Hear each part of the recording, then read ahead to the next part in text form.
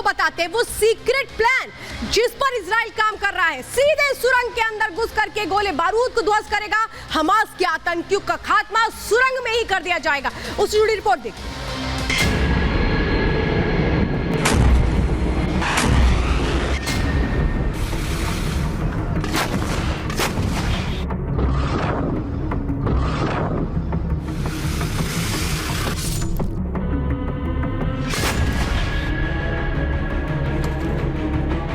खंडेर इमारतें, लाशों का ढेर और चारों तरफ तबाही।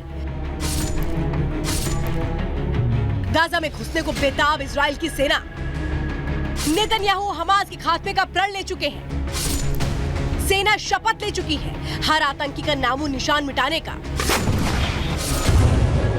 इसके लिए इजराइल ने घातक हथियारों के साथ एक ऐसी आर्मी उतारने की तैयारी कर ली है जो हमास की पीढ़ियां मिटा देगी।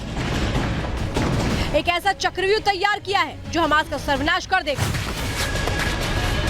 इजराइल की सैन्य ताकत की बात करें तो इजरायली सेना में कुल 6,46,000 सैनिक हैं, जिसमें से 1,73,000 सैनिक एक्टिव हैं। वहीं इजराइल के पास 4,65,000 रिजर्व सैनिक भी मौजूद हैं।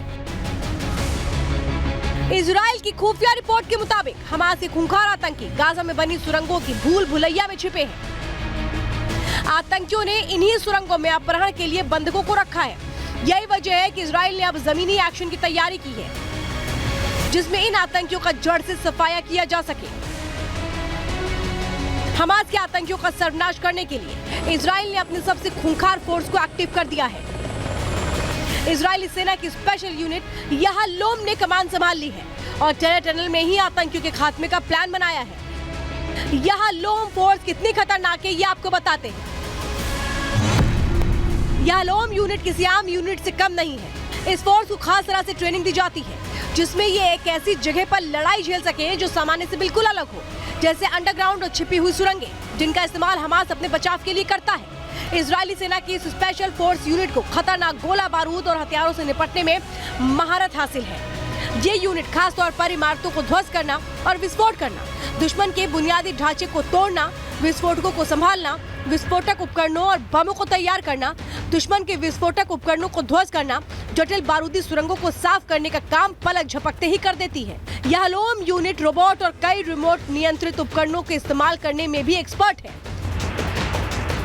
ऐसे में गाजा की सुरंगों में छिपे आतंकियों का बच पाना नामुमकिन है। वहीं आतंकियों को चंगुल में फंसे बंधकों को छुड़ाने का जिम्मा सायरेत मतकल नाम की स्पेशल टुकड़ी को दिया गया है, जो दुश्मन की नाक के नीचे ऑपरेशन को अंजाम देने के लिए जानी जाती है। इजराइल की सायरेत मतकल फोर्स क्या है, इसकी जानकारी आपको देते हैं।